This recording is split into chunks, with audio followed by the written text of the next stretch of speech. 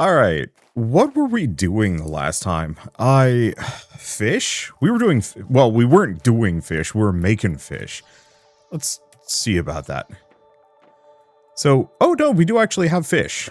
Just not many. Guerrero fish eggs, animal multiplier. Honestly, they're kind of cute, if a little pathetic looking. They don't really swim. They mostly flap. Doesn't sound great. We are going to have to figure out how to make better fish egg. So that's Guerrero. We want to look into Crom. Why is Crom fish egg just better in every way? Why did I make the Guerrero fish eggs then? I don't know. Let's go find some T3 mutagen and figure it out. I just woke up in time for Wonder Stream the first. What is up with these? Oh, okay. What is up with these ads? I don't watch ads, so I don't know much about this issue that people seem to be having. I'm just gonna put this away. Oh, we have a fusion cell too. I've made it kind of a personal mission to stay very far away from advertisements, if at all possible. Like, you know, back in the 90s and 2000s, a lot of ads were kind of like, okay, so it's like drugs for old people and toys for kids. I can work with that. Maybe some other like basic things like some kind of scammy sounding tech college, and that was about it. We want Plankton B, I think. See if we can... Oh, we do actually have another Guerrero fish egg. Oh, is the point that we're trying to get the Crom fish egg? It's totally random what we get. That explains it. Okay. Question, can I throw one of these into a scrapping machine? Probably not, but who knows? Okay, I guess we're just gonna toss the other fish in. We might just get a bunch of aquariums as the answer. You know, that's actually what we could do. I could put like a side base elsewhere with a ton of aquariums just running in it with all of the reject fish. Oh, that's funny. Okay, we actually have a bunch of messages from Sentinel Corp.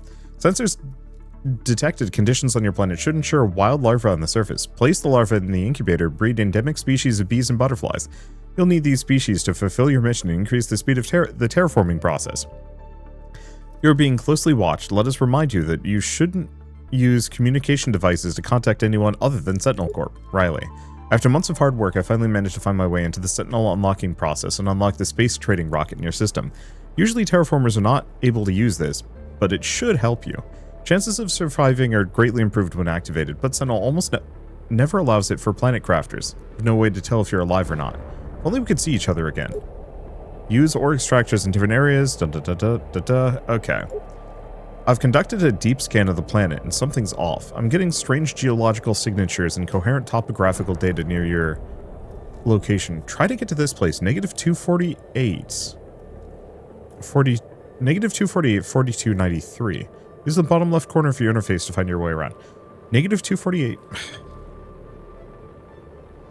I'm just going to type this out.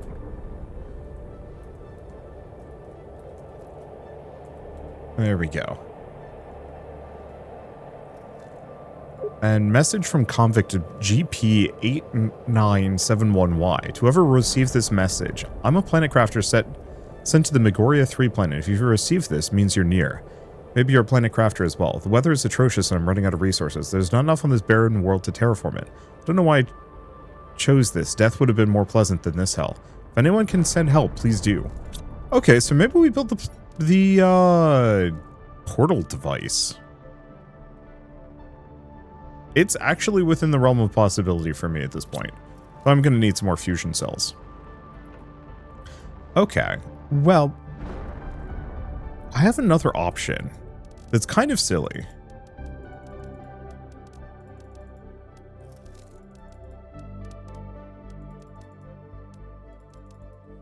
I'm going to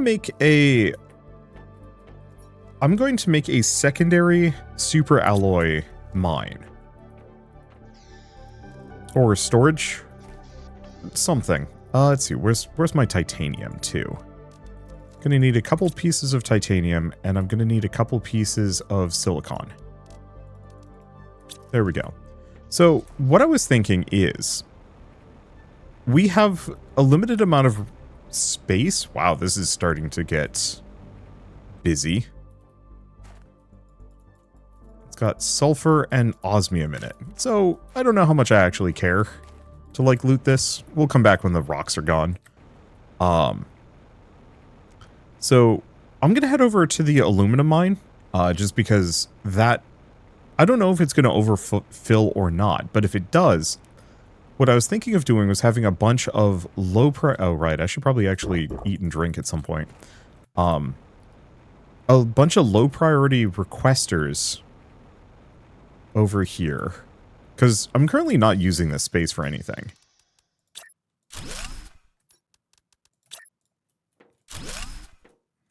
Oh, it's control. Really? I'm not out of resources.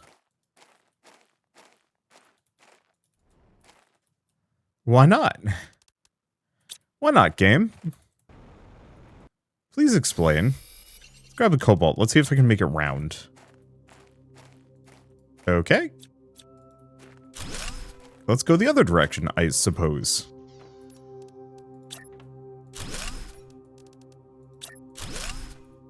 Worked that way. Okay. We're just going to put the lockers on the other side. We don't need fancy lockers. We can just go with the most, like, basic kind.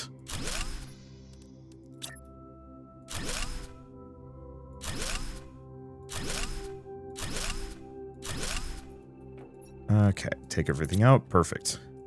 Cycle that. Should have some space food. No, we don't have any space food. Okay. I'll figure that out. Yeah. Shouldn't be in collision with a door. Insert frog eggs to create frogs, but we still haven't... Oh, we probably want the T2 aquarium. Oh, which we actually have the resources for, so I should work on that. Same thing with the water life... No, we already have a water life collector. Okay, so what I'm going to want is the auto crafter. Okay, let's go back, grab our food, grab the super alloy rod. Because my entire thoughts are, if we have a small kind of side base over there that is just constantly producing super alloy for me, it'll make certain things easier, and that way it won't pull from my, it won't pull from my stocks in here, and I can set all of the storage to low priority, so it only pulls when it's full. Or when the other places are full. I don't necessarily know if we need this, but... Oh, right. Rods are here. I just know super alloy is like one of the few that we need large quantities of. We should probably also build a secondary stock of uranium rod. Oh, right. I should eat my beans. A secondary, like, storage location with a bunch of with a bunch of uranium rods. And it could even just be like, I put an attic on that base, and we just have extra space for certain overflow things that we want large quantities of. We just might not need them. We will see.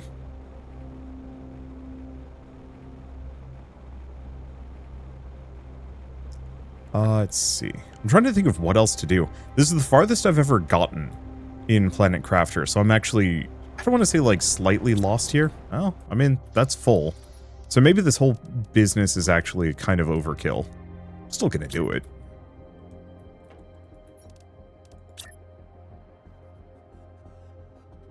Let's see. It's a little infuriating that I can't center it on that section, but it's fine. So we're just gonna have this working on super alloy as kind of a side bonus thing. Okay. So this requires... Super alloy requires cobalt, iron, magnesium. Yeah, so one of each of the basics. Demand, iron, priority very low.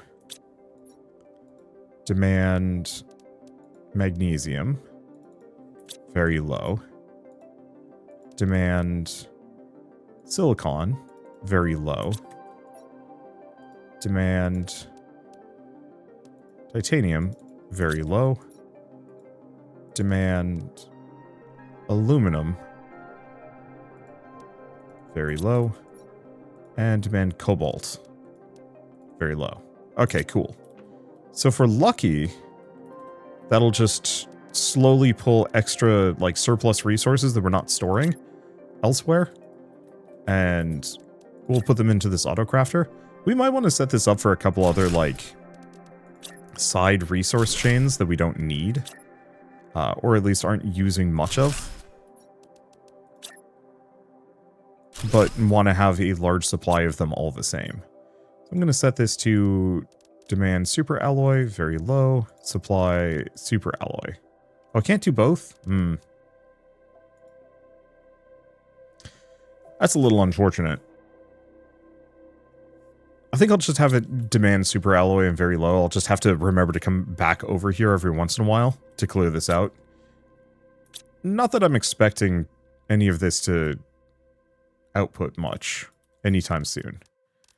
Okay, and I'm just going to have this supply everything.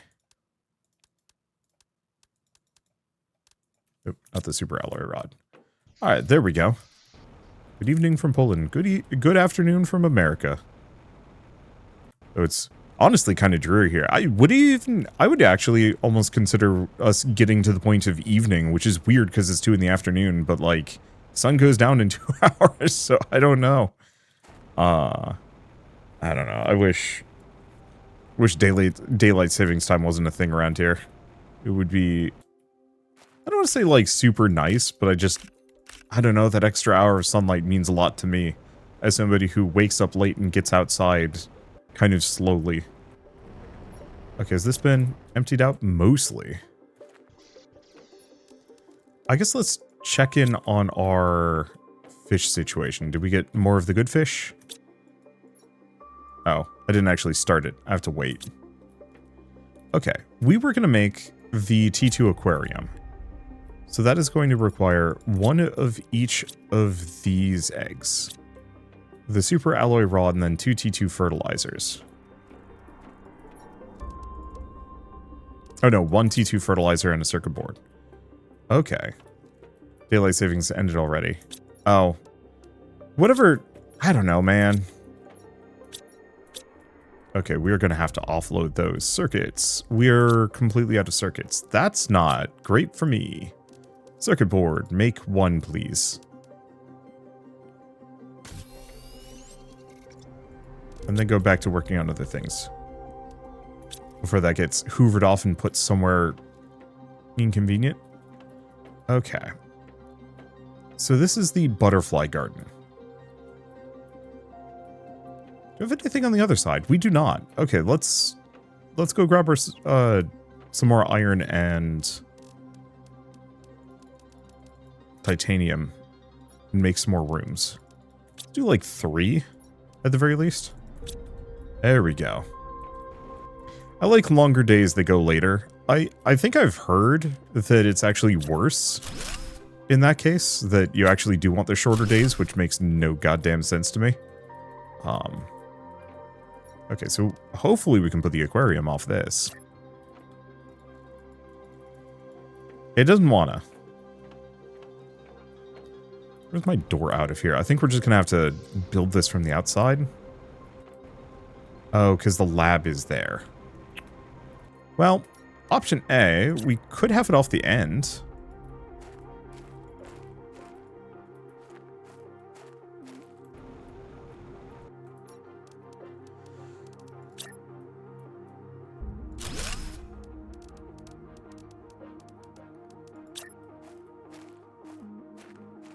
Oh. Well, that's inconvenient.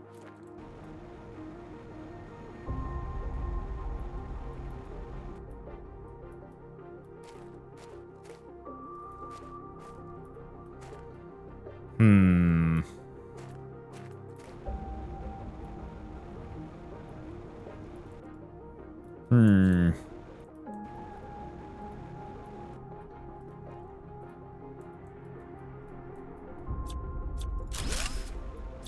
Yeah, because there was nothing in there to begin with.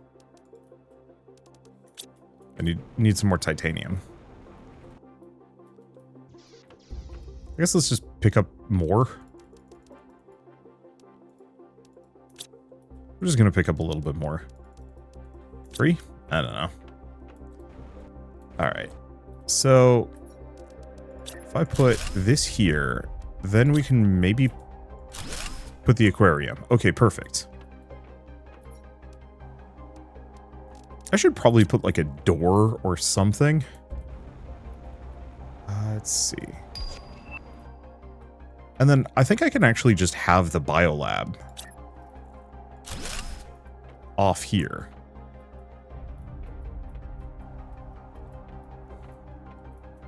Yeah, that could be worse. Okay, so how does this aquarium work? Where's... Okay, the management terminal's in the doorway. Yeah. So we can fit 3 eggs in there. Question. Can I drink from my own aquarium? Can I be that much of a, like, barbarian man? No! I cannot drink from my own aquarium. Let's see. Wander, do you plan on streaming commentary for the Game Awards this year? Not really. So... I haven't watched the Game Awards ever. I know that's probably going to sound kind of weird to some people, but like it's never interested me. I think part of it is because like it's a lot of AAA stuff and I'm kind of ho-hum on them. I think also just like, I don't know. Okay, there's the crumfish eggs. Let's probably snag both of these, and we should... Question, can I have an autocrafter craft fish eggs for me, or do I have to manually do it? Okay, it will not make fish eggs, so we are on our own. Okay, so let's... I almost kind of feel like I should make another locker for these things downstairs. Let's just start another fish egg. My main thing is also just, I would like to be playing another game, if that makes sense. Like, if I'm going to be streaming something, I'd almost rather stream something that I can, use. So, like, I'd rather be playing Planet Crafter than streaming the Game Awards. Now, the caveat is, like, if I was with a group of friends and they're all like, hey, yeah, let's stream the Game Awards. I think that I could swing. You know, that would actually make a little bit more sense for me. And I would feel a lot more interested in that kind of thing. But as far as I know, none of my friends give a dang about the Game Awards either, so it's kind of easy to just ignore. Holy shit, we have power. Okay, so we were going to figure out coordinates. Oh, wait. Okay. No. I'm at 1,000. There's no way that I can easily check coordinates, is there? Well, I guess let's figure that out for later. Yeah, I think if I was going to put in that kind of effort, I'd almost try and put together my own Game Awards thing. Which I have no idea what it would be about. Ooh.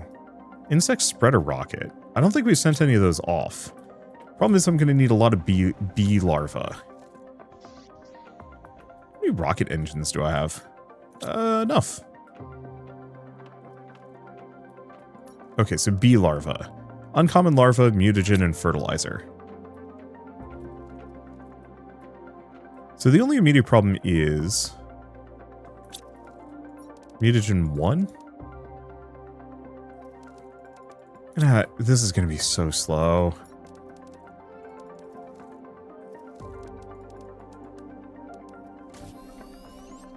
Let's see, that is 6. Okay, and then I was looking, where did I put all my larvae? Okay, we do actually have enough.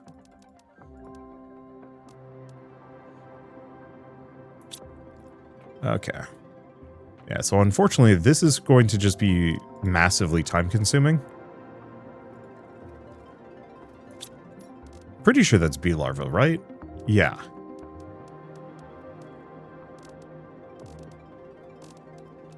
This spits out something else. Ooh. Oh no. Ulani. Phytoplankton C. Okay, so we might actually want to go make a couple of Ulani fish eggs as well. Leave that for later. Right now we're in kind of an okay spot fish-wise. This done? Yeah, I got some more Guerrero.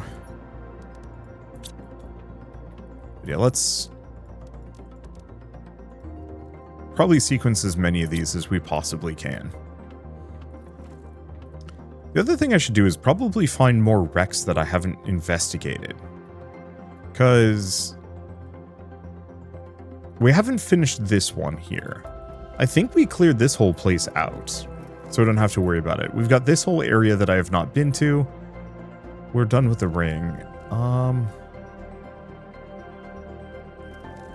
I've never found the bridge in here.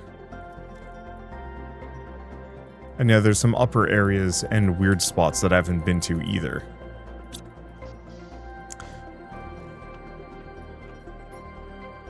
Yeah, it's almost done. Maybe the one upstairs is, I mean, could be complete already. There we go. Yeah, fusion cells to power the wrecks. I just don't know how many wrecks I have left is the issue. I think I only have a handful, maybe? We're going to at least fire off one B rocket, because that's going to give us a big booster.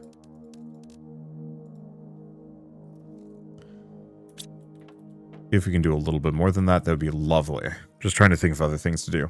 But yeah, I'd rather figure out some kind of like game awards specifically for like indie games. And okay, so part of it is, one of my problems with the Game Awards is that almost every single game that is being showcased at the Game Awards doesn't need further promotion. It helps them, yeah, and that's a good thing. But there's a lot of like smaller indie games that I absolutely adore that don't get nearly as much like attention. Or coverage in any way, shape, or form, and like most people legitimately just have never heard of them before. And that still don't know how to make the T2 mutagen this way, apparently.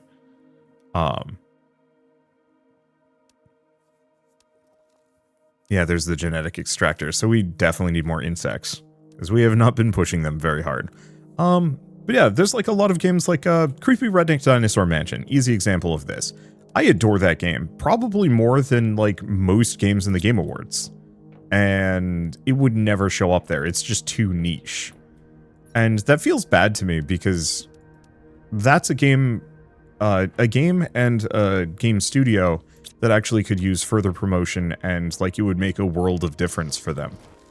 And so I think that's part of the reason why I have this disinterest in stuff like the Game Awards or Summer Games Festival or any of that jazz. Because ultimately, for me, it's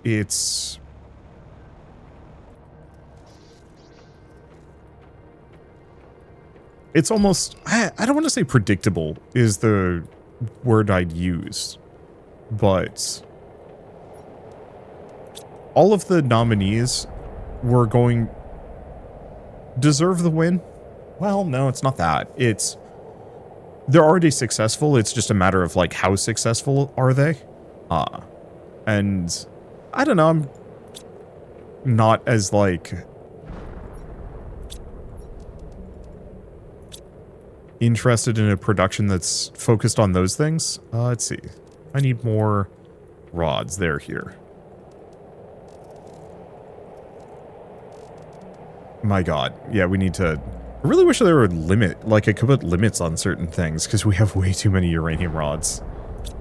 Let's see. We need rocket engines, too.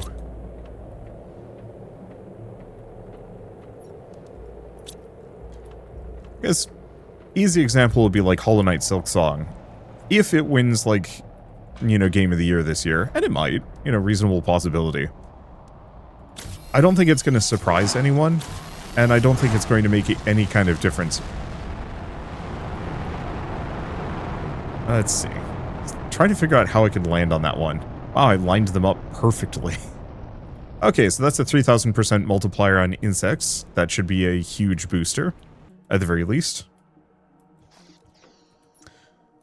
Did I ever... Oh, no, I left my car off in Wild Blue Yonder. Except for maybe I want to. Yeah, let's actually teleport over to my car, because I think my car's parked here. We should just drive over to that section. Should eat first. But whether or not Silk Song wins, like, Game of the Year, it's not going to make a difference on whether or not we get Hollow Knight 3. Is this Lavala? No, it would be Magma Sheep.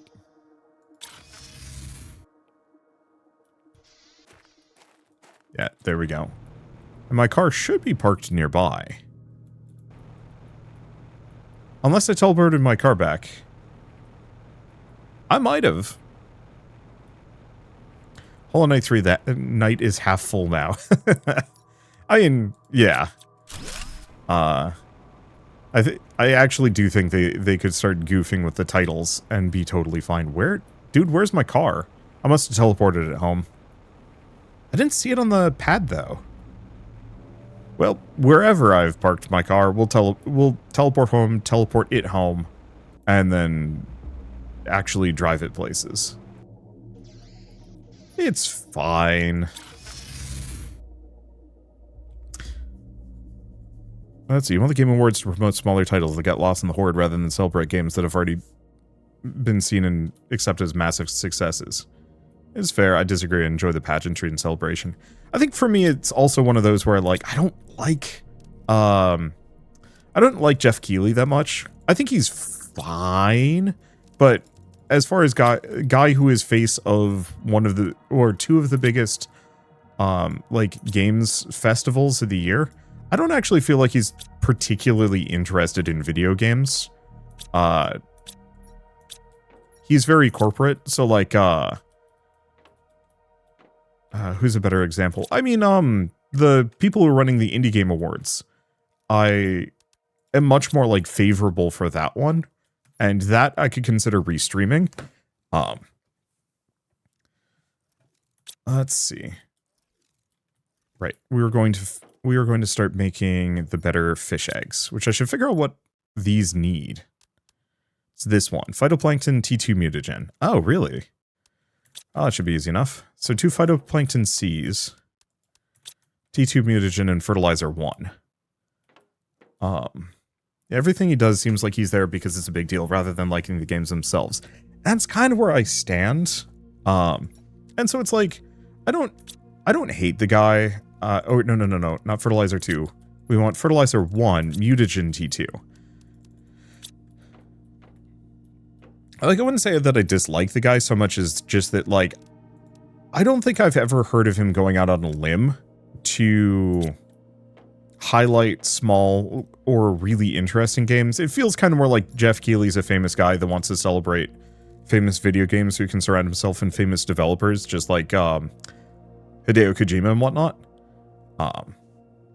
Yeah, he's passionate about getting big names and world premieres, but it's a bit shallow. And I think that's kind of where I get hung up on it, is that, like, the pageantry is nice and the production value is nice, but it's like, I actually care less because of that degree of it.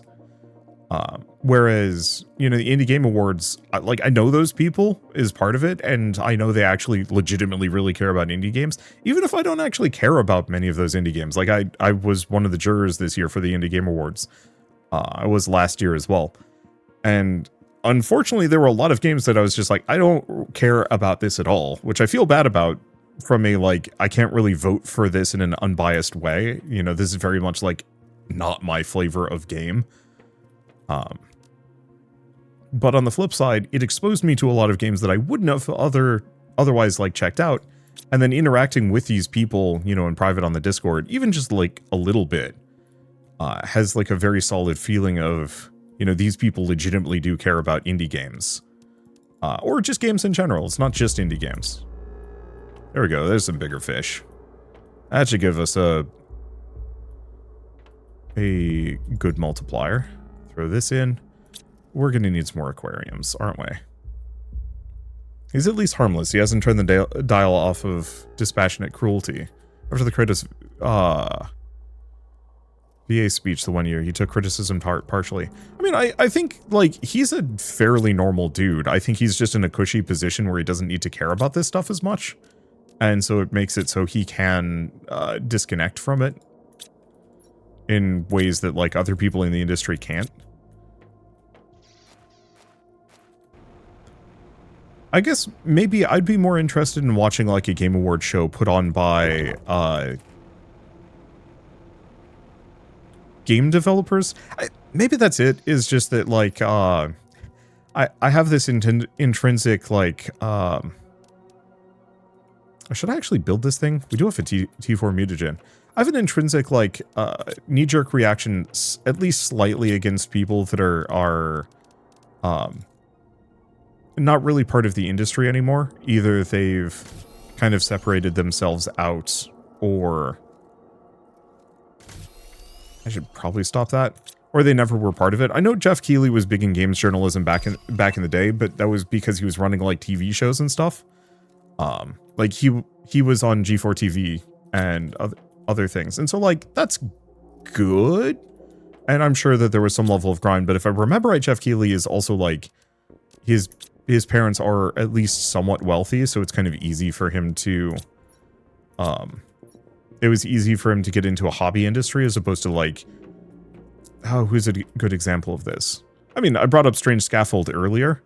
I don't know how many of you are actually like aware of their workflow or anything like that, but they are very much like shoestring budget all the time, just barely making things work and chaining from one game to the next. And maybe it's not as dire as I think it is. But everything I've heard about their like workflow and production is that money is not particularly plentiful on like the indie game side of things. Hi, what the hell is this? Insert traits to synthesize a creature. Species? Color? Okay, let's not do that. I do like the idea of messing around with this. Yeah, they were IMAX executives. The issue with having devs hosts is you get bad presentations. Oh, I know. It's... Oh, DNA manipulator. This is probably the thing. Wait, no. We've already made a DNA manipulator. I don't know. We'll figure it out.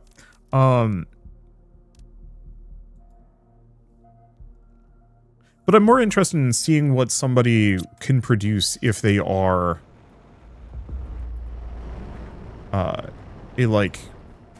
if they've actually been part of the industry as opposed to, like, kind of bought their way in. I have the same problem of... Oh, hey, Alexa, thanks for the raid and welcome on in. I'm talking about the Game Awards and why I feel like Jeff Keighley is, like, a bad messenger for the games industry. Maybe not, like, a terrible one, but not one that I'd, like, go out of my way to give too much credence to, which is why I don't care deeply about the Game Awards. We should eat the rich, I think. I think that's kind of it, is that, like, I went to school with a lot of rich kids that legitimately had no clue about how normal people lived or anything like that. They were just talking about eating the rich too. Awesome. Solidarity. Like, I went to college with a guy who had rich parents who gave him a bunch of money to spend on stocks, who invested in Apple right before the iPod released. And he sold off half of his stocks for the iPod, and then held the rest in reserve until the iPhone came out, and sold them after that went out, and like made just obscene amounts of money, to the point where like the guy was just fully disconnected from everything.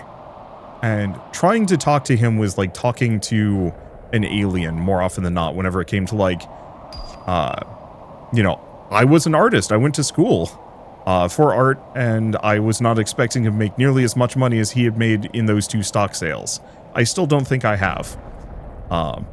And like, I dropped my phone in a way that I was like terrified of breaking, and he's like, no, that phone's dumb. You should get like whatever this like new really expensive iPhone was. And I'm like, that costs more money than I have in my bank account. And he just looked at me like I was insane. And it was just that disconnect there of, that disconnect there of like a completely different lived-in experiences. And the realization that like, hey, this person, what is, oh, it's just all sulfur. Be nice to grab if I can actually grab it. It's easy to get rich if you're rich to start with. Yerp. Any critic or any industry has become useless. I mean, look at the movie industry. But the thing is, like, you can actually have good critics out there. I'd say, I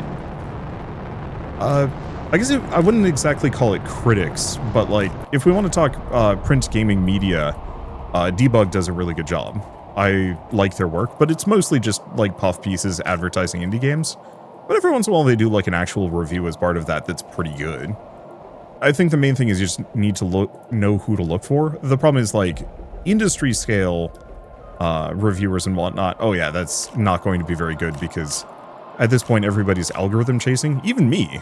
Like, well, I guess if we want to bring up recent people, Alexa did recent-ish things. Alexa did a video on how he's not proud of the videos he puts out anymore. And, like, I resonate with that one. I actually think that he had, like, a really good point there in terms of, like, just chasing the algorithm and releasing videos for the sake of releasing videos to kind of keep the channel going. And some of the games are good. A lot of them are just kind of scraping the bottom of the barrel because you have to keep the machine rolling. And so much of this is just because the internet has sped everything up to the point where nothing goes fast anymore. Okay. Or, sorry, the internet has sped everything up to the point where, like, nothing goes slowly. Everything is, like, hyper fast all the time. You know, reviews in games are forgotten within, like, a month. Let's see. And so that sort of thing has kind of created this culture of algorithm chasing because it's the only way to stay financially solvent. Also, you know, every company under the sun being bought out by large-scale executives and investment groups that want more money, always. And it's pretty hard to make more money always with the games industry that is kind of capped. You know, there's only so much for it. Yeah, people are as much of a victim of the algorithm as the creators are. Yerp. Okay. You gotta catch the beginning of the hype cycle, you're dead in the water. Yeah. And so, like, the problem with all of, the problem with the whole, like, games journalist thing is, like, no, there actually are a lot of really good ones. Journalists and reviewers in general, it's just the landscape changed so heavily that most of the good ones got pushed out. Because a lot of them were doing, I'm just running in circles because I'm trying to think of what to do next. Also talking about this. Do we want to actually, let's replace my pressure setup. Well, we're just here. I should make some more super alloy along the way. But a lot of, like, actual journalists for years, holy shit, this thing is huge. You know what? How much inventory space do I have? Not enough. Okay, let's leave the rest there for a second. We're gonna have to move this somewhere completely different. But yeah, a lot of games journalists were specifically... Let's make as many osmium rods as we can. And rods. I'm gonna just take a bunch of these uranium rods and stuff them somewhere else over here. A lot of games journalists and, you know, movie reviewers and whatnot, they all worked in print. And so when the internet popped up, a lot of them didn't have much of a foundation to stick with. Because they, you know, the companies that were in charge of them didn't move nearly as fast. And so a lot of them got kind of caught in the lurch and couldn't adapt. Literally because they weren't allowed to some degree.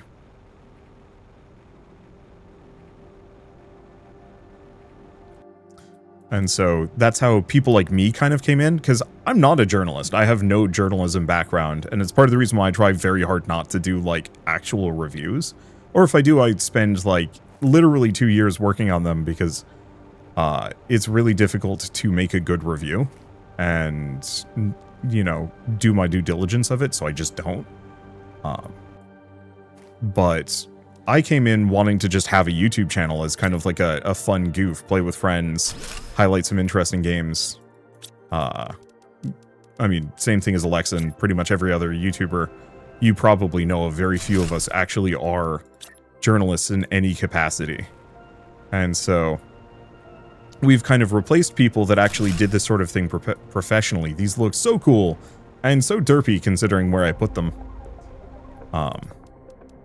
Let's see, I can't build a third one, right? Yeah, no, I'll have to go get more rods. But we've replaced people because the algorithm loves us so much more than an actual games journalist. And so as a result, we are the new reviewers. And there's also kind of that aspect of, like, parasocial relationships that a dispassionate... You are not inclined to be friendly towards a dispassionate journalist who says this game or movie sucks. And so when they say this thing that you like actually sucks, you feel negative about that because how dare they? Whereas, like, if Alexa says, oh, this sucks, it's somewhat how dare Alexa just because how dare Alexa, but there is still that element of, like, you know that he is an individual person with his own opinions and therefore just might not agree with you. And so it's easier to say, like, okay, his opinion is valid, it's just not mine. Or you just yell at him anyway. But because he's not, like, basing his entire his entire existence off of, you know, reviewing movies or games, you can just kind of move along. Let's see. What was I gonna... Oh, right. We're gonna see if we can make some more rods. Holy shit. Turns out I've been stocking these up somewhere. Okay, so we need 3 more of these. And so it's easier to kind of allow a creator who's not an actual... yeah, you respect them because you know him better as a person. Exactly. And so it's one of those where that entertainment value, the parasocial relationship, and then also just because you know him as a person as opposed to a faceless reviewer, it's easier to let an opinion difference slide, whereas a reviewer, if they don't like something that you loved, like, an easy example of this is like, what's something that a lot of people really liked that I just did not get? I mean, I don't know, hot take, I think Silksong at this point is a little overrated. I want to like it, but I just don't vibe with it. I think the direction they took was frustrating, but I also just need to get good at it, and that's the problem. And so, like, some of you who are probably Silksong fans, whenever I bring this up, probably get a little bit itchy at me because, like, no, how does Wander not understand Silksong is amazing? And it's like, no, I get it. I just... I'm just not excited for it in the way that Hollow Knight 1 excited me. And so, like, I would not give it nearly Silksong as good of a review. Or if I did, it would be a numerical value, but you could definitely tell in the writing that my heart isn't in it in the same way. I feel like they intentionally made Silksong frustrating. Yeah, that's where I land on it, is that I liked Hollow Knight 1 because it was mostly just kind of a fun exploration thing. Silksong, I was constantly mad at it, so I couldn't enjoy the fun exploration anymore. What's it gonna do? Oh, shit. Should we figure out storage space? Yeah. Because I think I'm gonna make a, additional storage area with just a bunch of nitrogen cartridges. Or maybe actually just take a bunch of this stuff and have them in... Yeah, that's what I do. Do I just have, like, a gazillion osmium? I do. So we should probably make some osmium rods. Because, yeah, I think we're done with super alloy for a little while. I think for movies, the Mission Impossible films are the best example of dumb, fun, creative work overlap. The movies say nothing, they do nothing interesting, but they're so fun because the efforts put into them makes them hard to review. Yeah, I can see that. Yeah, people bringing up Megabonk. Megabonk is a solid, I would say critically a 7 out of 10 game, but if you're just going for fun factor, it's easily like a 9 out of 10. You know what? No, I'm going to go out on a limb and say I think Megabonk is also overrated. It takes everything that is good about Vampire Survivors and turns it into a 3D action game, which is good. But it doesn't actually learn any lessons from any of Vampire Survivors' successor games, if that makes sense. That, I have this problem with a lot of bullet heavens in general. Okay, let's switch to circuits, because we're going to need a number of them. Let's see, think about Megabonk as the story behind the dev. I actually haven't heard of this. Oh. I guess this is going to be tricky. In retrospect, maybe I shouldn't make too many of these. No. No, I think we can safely make a bunch of these. We have all of these things set to mine, so I'll just let it run. Where do I put my zeolite? But yeah, I haven't heard the dev's story at all. So I can't really judge it in that direction. Where did I put the zeolite? Oh, it's here. Okay, yeah, we got plenty. And we're mining it. So we've got this whole back area that I should be slowly converting into storage. It's just kind of open here, which makes me feel like I need to put some industry stuff. I guess I could put it up high over here. Because this area is completely... Yeah, alright.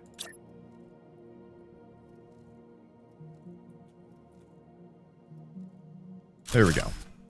So this is just going to have random things that I can't store normally. Grab the Blazar quartz. I'm shocked we don't have a spot for that. I think we just never... Oh, no. We actually are maxed out on Blazar quartz. That's a surprise.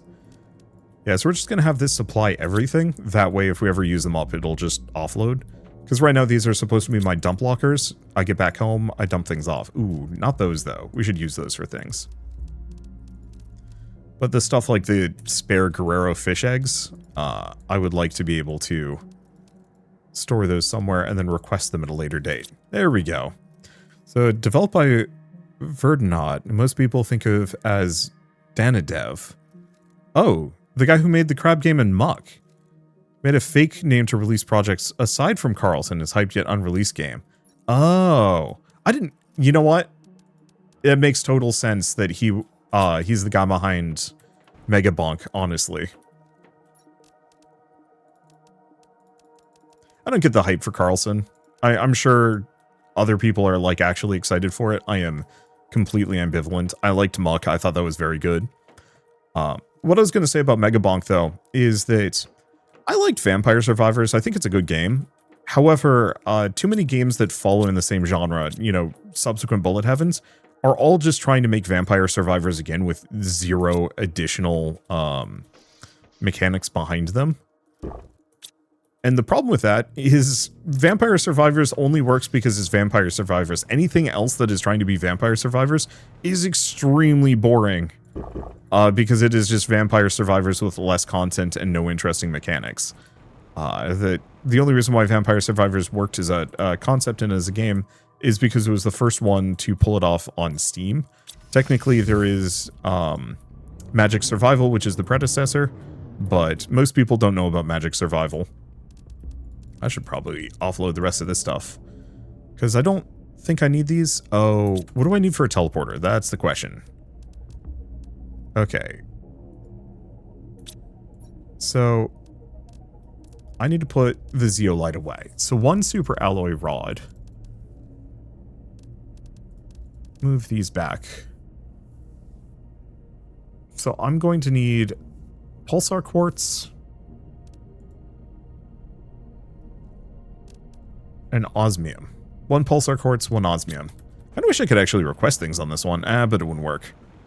Feels like nearly all the innovation in the genre went into holocure. There's actually a lot.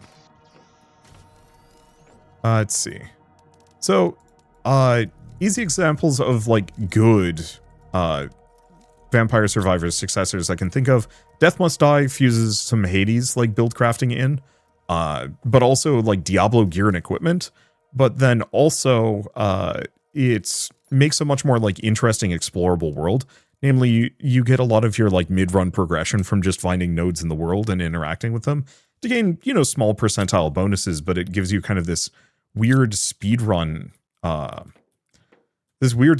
system where you actually want to get, like, as much as possible.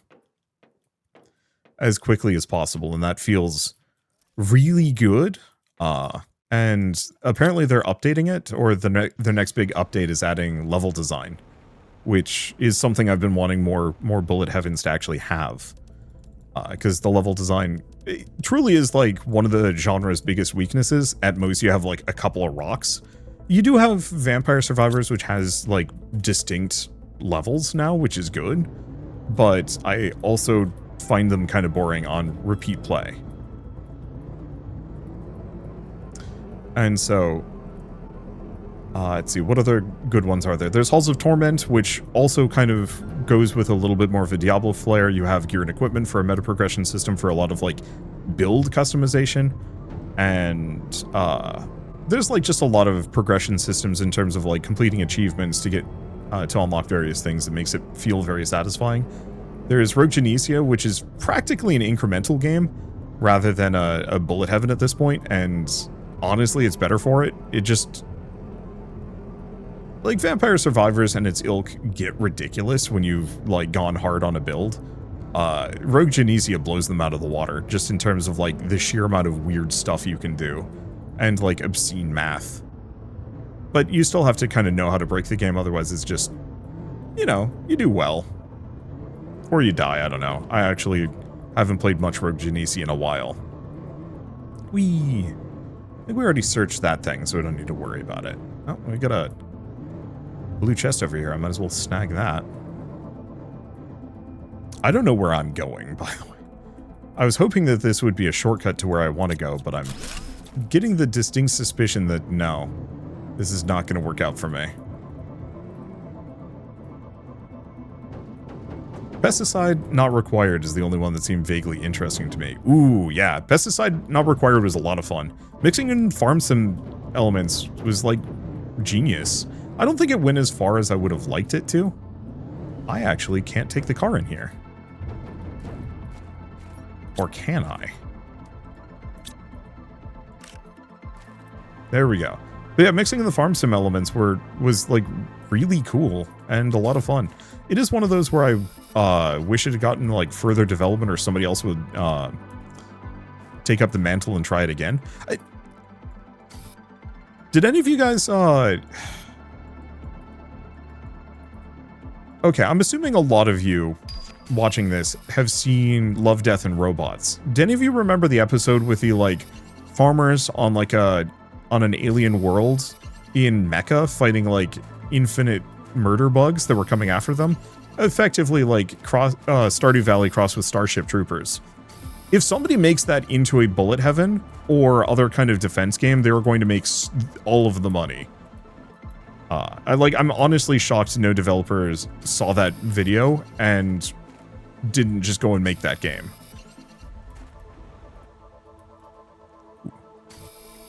Or Pulsar Quartz. Not much, but still. A Rift Breaker with farming? Yeah, kind of something like that. And not Bullet Heaven. Just defense and farm. Well, the thing is, like, it had the Bullet Heaven. They were sitting there and shooting, like, a shit ton of bugs. And so what you would want to do is kind of mix, like, base defense and base building. Where the hell am I? Base defense, base building, but then some degree of your mech is out there in the thick of it fighting things. You just hate Bullet Heavens. You're a hater. So I can somewhat disregard your opinion on this matter. The thing is, like, I think a lot of people dislike Bullet Heavens just because a lot of them are pretty basic. Okay, can I build one of these out here? Damn. I was really hoping I could actually slap one of these down and just tell my drones to come get it. I'm never coming back here, though, so how much do I care? Anything I want to leave behind? Iron? Because the rest of this stuff I can just get for free.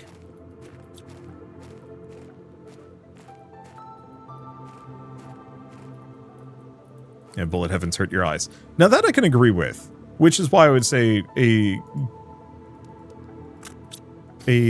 good version of this ideally would be more like third-person action game rather than the top-down garbage that most are. Let's see. Love, Death, and Robots is incredible all around. My one beef with Love, Death, and Robots is every time I watch it, it sends me on a depressive spiral. That a lot of those stories are extremely good, but also extremely sad. Like, I'm thinking of the guy that was stuck in the weird, like, dream time loop with the aliens that were just, like, messing with him. Where the hell am I? Huh. And, like, I just felt bad for that guy. Because, I think it was, yeah, which one? There were multiple. It was the one where he kept waking up, and every time he woke up, it was slightly different, or massively different. It was implied that, like, he had crash-landed on, like, an alien ship, and the alien was keeping him captive. Around there. I think it was beyond the Aquila Rift. I think that is the one I'm thinking about. It's been a long time since I've seen Love, Death, and Robots. Like, that one made me very sad. Okay. So this one parks me up here. This crater is very pretty, and I know there's something in it. Well, I can probably go up and down. Do I actually want to build a small base here? I think so. Because this gets me access to... a couple of things. Namely also storage space, because I'm going to need it. Okay, let's put these away. Because I need to have just enough storage, or just enough resources that I can make the teleporter.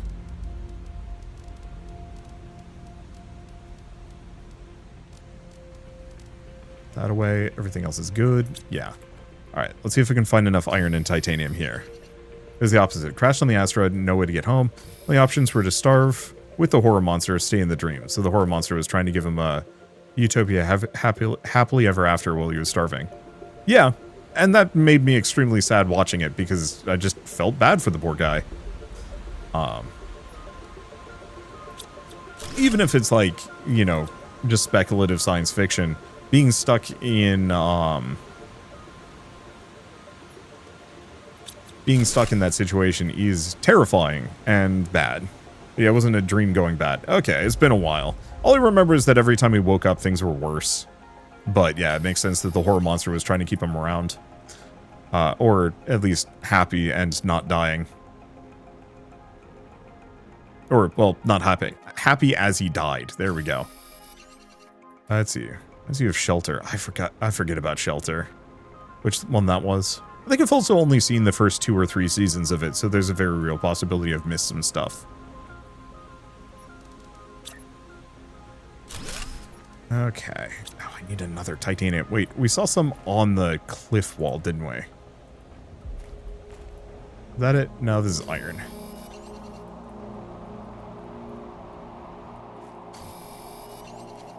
There it is.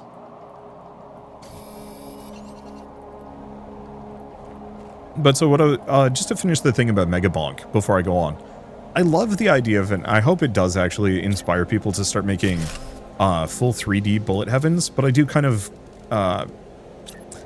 feel like everybody's going to miss the lesson that the progenitor game succeeded because nobody else had tried it before, or at least pulled it off. But that every subsequent game that follows after really has to iterate on that formula, otherwise it's just going to be more of the same, if, you know, if not considerably less interesting. I think I could actually leave enough for a teleporter. Oh, we can also put a locker in here. Think about it. Yeah, Scalzi got one in the new season, which is fun. I like Scalzi's work. Most of them. I bounced really hard off of his, like, Moon Hits Your Eye book. I'm sure it was good, I don't know, wasn't vibing with it. Okay. I'm just gonna leave that there for my drones to find. Grab these, then all the plants. So, there should be 6 resources to make another teleporter, right? Yes. I wrote up to Starter Villain. Starter Villain was extremely good, though I wish they had spent more time with it. The one problem I have with Scalzi is that they're all vignettes. That a lot of the stories that I'm actually really interested from him end, and he doesn't revisit them. Ooh, we should leave the beans behind.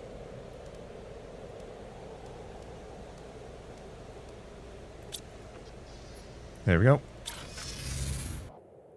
Yeah, published book 8 in Old Man's War. I gotta go back to that. The last one I remember was the one where they were threatening to destroy the space elevator with wheat, I think it was. Seeds?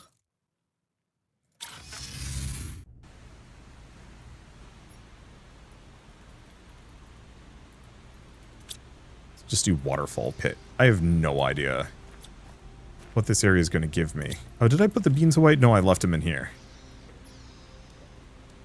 Okay. I'll just carry them around with me. So, do we check out the waterfall? Let's check out the waterfall.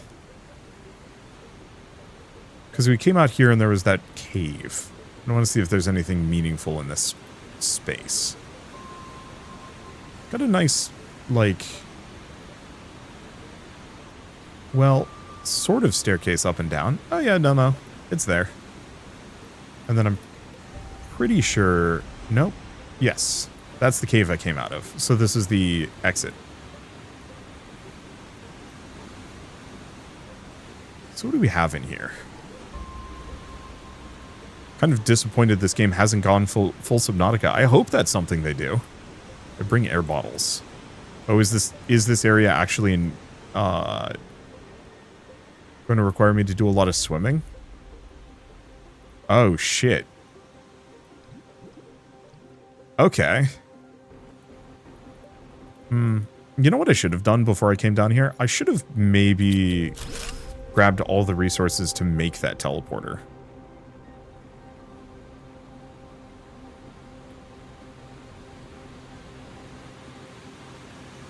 Yeah, I got my swimming trunks out. It's winter! I wouldn't swim in this weather. Yeah. So we can go check out this area at the very least. Ooh, gold chest. I think, oddly enough, this is the first gold chest I've found.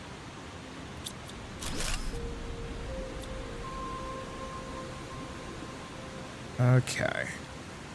So, yeah, the problem is I don't have many oxygen bottles. Normally. I think I actually do have a bunch of them now that I'm thinking about it. Oh, you know what? Let's, quick get a drink. There we go. Okay.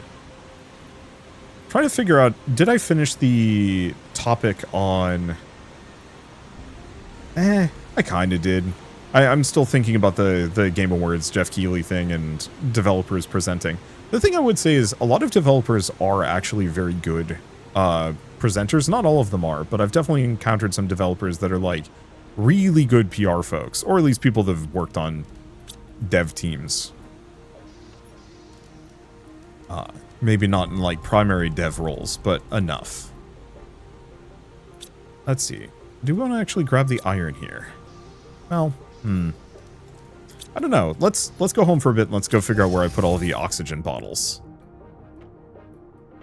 Or actually, I didn't put them anywhere, did I? I think they're still just in the machine that's grabbing them. That's a bunch.